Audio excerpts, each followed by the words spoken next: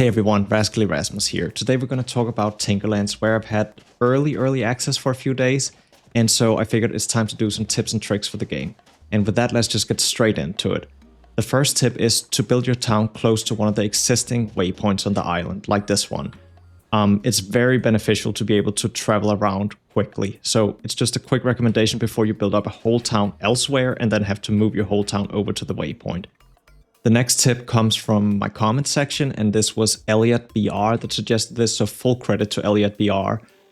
This tip is great because when you're in the cave, it's very dark, and it's obviously pretty atmospheric, but also makes it very difficult to explore the cave. But if you go to settings and turn on low specs mode, you'll have full visibility of the cave, and so it makes it a whole lot easier exploring and making sure you don't miss any treasure or anything like that in the cave. The next tip is to get the magic pickaxe and axe. These tools are essentially equivalent of an iron quality axe and pickaxe, but they cost mana. So they're technically worse than an iron pickaxe, but you can get them at the very start of the game. These are located on 2 of the 4 corners of the map. So in our case, you can see we found one down here on this island and one down here on this island. And you don't know which of the 2 corners, so it's a pretty long swim, so I wouldn't necessarily recommend going for them, but I just wanted to point out that this is an option if you want to kind of skip some early progression and be able to mine gold immediately.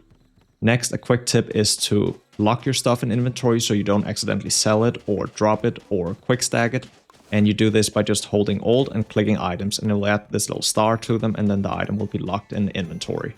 Next, I recommend actually talking to the guide, because the guide will in fact guide you through the game. By talking to him, he will tell you the best way to progress further, or at least give you hints. You can also say guide, and then you can pop in any item, and he will tell you if there's any craft available with this item. So the guide can be very helpful to see if there's armor or weapons that might be useful later on, even if you've grown out of them, because sometimes they are part of a recipe for another item.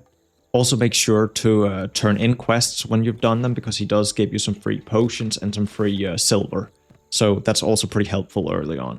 In extension of that, I do want to talk about how you progress in the early game, because going to the desert has some environmental hazards, so you need to know how to circumvent these hazards to be able to survive in the desert, otherwise you'll die very quickly. And the initial way you go to the desert is by getting the Bard to move in, and he can give you this buff, protection from the desert, that lasts for 10 minutes.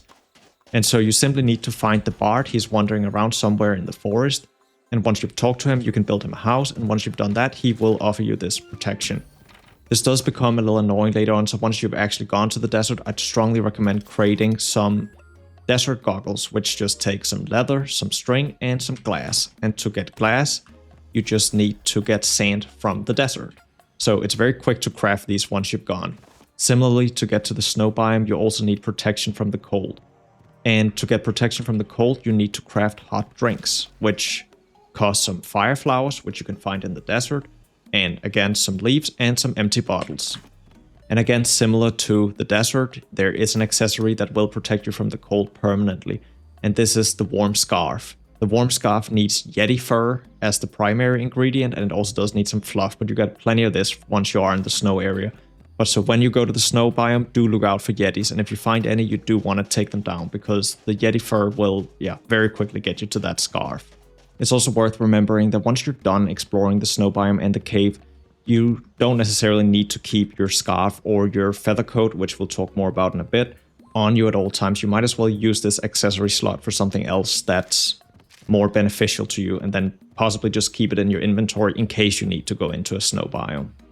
Another thing is that whenever you go to a new biome, the obvious thing you'll be looking for is the ore of the biome. So in the desert you want copper ore, in the snow biome you want iron ore, and in the swamp you want gold ore, and so on. But you should also be keeping an eye out for the type of wood from the biome.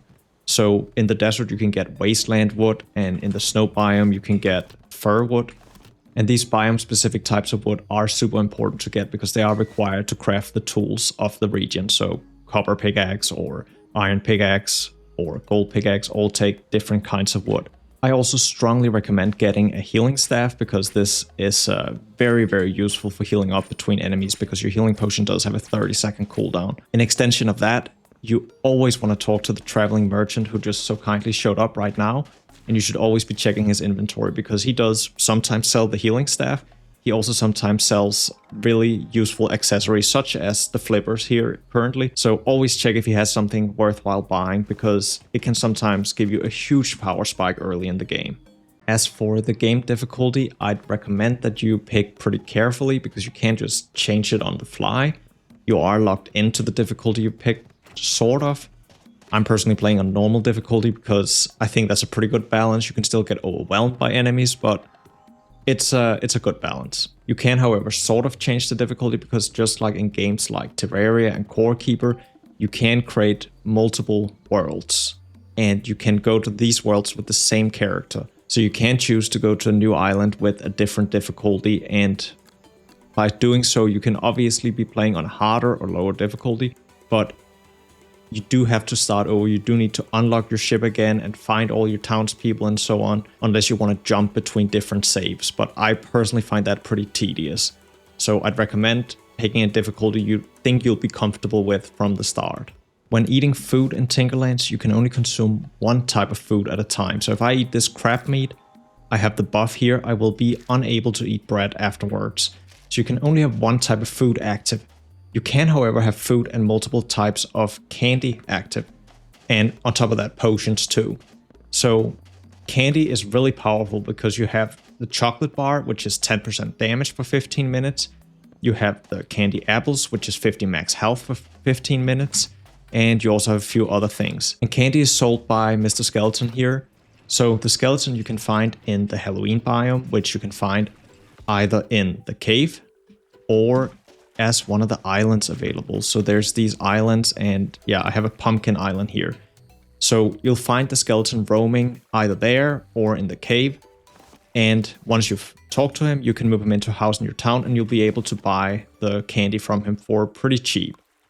Also worth keeping in mind that you can actually get the candy in the Halloween biome as drops from both enemies and from chests. Next, I want to talk a bit about the Tinker's Table, because the Tinker's Table is super powerful as it allows you to combine certain accessories with each other, so you can get multiple effects at the cost of only one accessory slot. You can, of course, go to the Tinker's Table and you can see which crafts you've unlocked, and you do need to get all the accessories required for you to actually see the item that is available to craft. That being said, as mentioned earlier, you can talk to the guide, and by talking to the guide, you can see what is available. So if I take my rose here and I go to the guide, he will show me that if I get a rose and whatever this purple thing is, I can get both some thorns damage and release spores when being hit. So combining accessories is something you should always be trying to do. For instance, I've combined my light with my goggles, which give me this glow desert mask, so I can always be in the desert, but I also have my light with me at all times. It's also important to note that if there's certain accessories you really like, such as the frog legs that give you a dash, you can actually get 2 dashes by having both a normal frog leg equipped and a lucky frog leg equipped. So combining accessories basically turn them into an entirely new accessory and enables you to wear both the new and the old accessory. Similarly, you should not be ignoring the reforging from the blacksmith. The reforging basically allows your items to get these buffs or debuffs. You can see the green text at the bottom of my sword here. And by reforging, you can get various things. So we could try here with my fish axe, which is way too expensive for me to want to do, but maybe my hoe is a little cheaper. So doing this gave me a 25% crit chance, which is obviously a huge buff. Not very relevant for hoe, but that's besides the point. So by reforging over and over, you'll get different things. And this you can do with both your tools, your weapons, and your accessories. And so some accessories are really expensive to do, while others are not so expensive. And so before you reforge your accessories, it might be worth going over to the guide and checking, oh, is there another accessory I might be combining this with soon, because then it might not be worth doing the reforge. So that's at least something to consider. I'd also strongly recommend building some railway like I've done here. I think it's very beneficial building railway from your base to your shipwreck, as that's where you'll be sailing out from. And also from whatever waypoint you find in the Snow Biome and up to the cave entrance, because these are routes you'll be running multiple times, and it's just really nice having the railway. You can craft railway at the sawmill, and it just costs some iron and some wood, and you just put down tracks, and by right-clicking you'll start going on the railway. And now I obviously broke the track. So we'll try again without breaking the track, but by right-clicking on it, you'll go on the railway, and to get off, you just press space. And yeah, I died a few times initially because I couldn't figure out how to get off the railway, so yeah, press that space button. Now, before I start talking about farming, fishing, and cooking, I just want to show you how the Thumpers work, because the Thumpers are not very intuitive, and it's a little bit of a secret boss, I guess, but each of the 4 biomes, so the forest, the snow biome, the desert, and the swamp, has a Thumper that's specific to that biome. You can see this is the forest, this is the snow biome Thumper, this is the swamp, and this is the desert. And so you can identify them by the little icon on them. Once you have all 4 of these, you can use the Thumpers to summon a secret boss. And to summon this boss, you need to put all 4 Thumpers down on top of a floor from their respective biome. So if I put down a forest here, a snow here, a swamp here, and a desert here, and I then put down the Thumpers on top of them, this will, you can see they're reacting to being on top of their respective biomes. And when I put down the last here, the boss will spawn.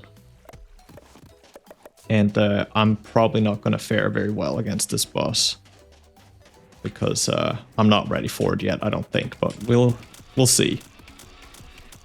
And now is maybe a good time to pull out my healing staff and just do a little bit of healing so I don't die. And there we go, he's down. We did it, achievement unlocked and everything. And what do we get here? We got a spike whip. So yeah, that's how the Thumpers work. I hope that makes sense.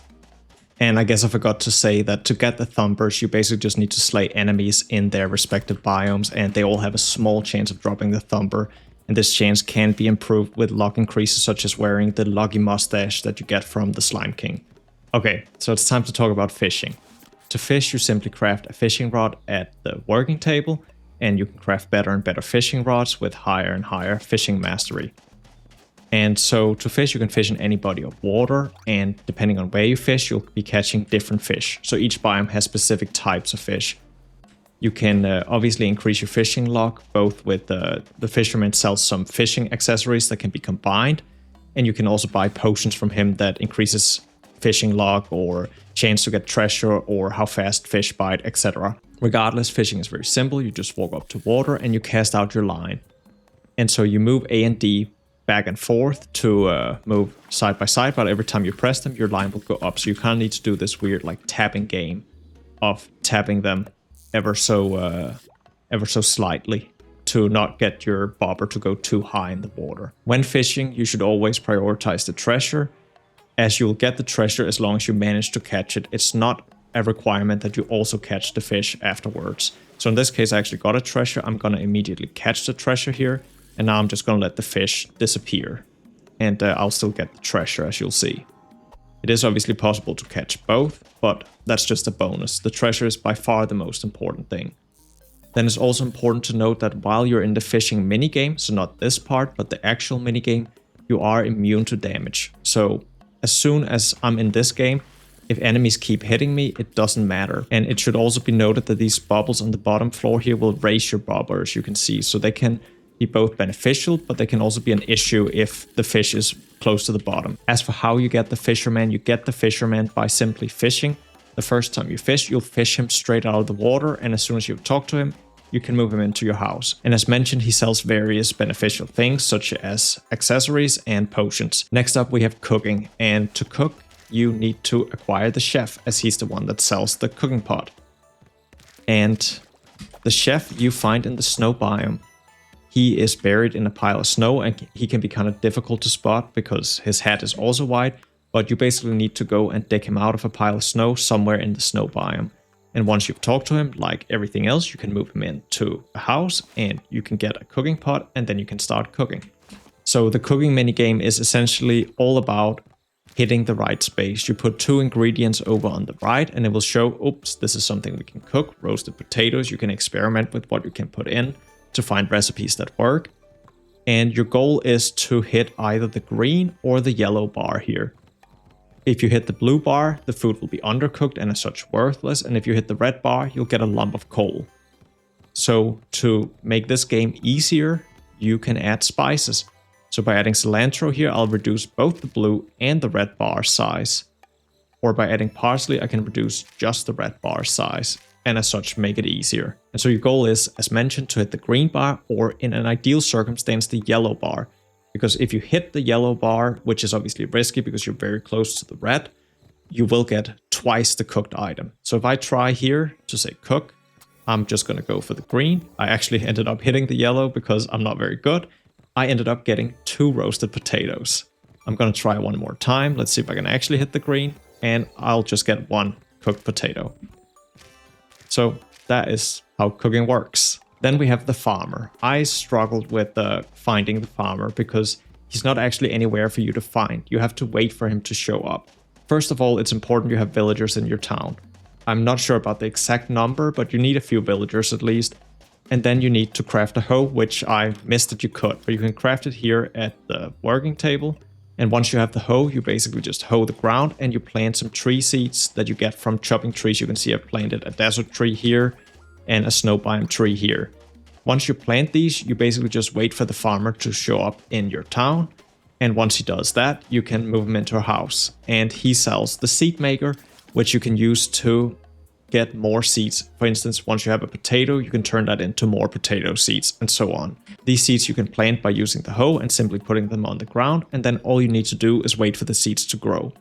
The last tip I have is a very simple one. It is just with the fisherman, with the chef, make sure you do the quests for them, because the fisherman will request special fish from various areas, and he does give you some pretty powerful accessories and also an armor set actually for doing these, which further improves your fishing. So I do strongly recommend doing quests both for the fisherman and for the chef. That's all the tips I have for this video, so thank you so much for watching. As I'll get further into Tinkerlands and explore more islands, I'm sure I'll have more tips for you, so stay tuned for that. If you liked the video, consider liking and subscribing. I do really appreciate it, but regardless, again, thank you so much. Have a very nice day. Until next time.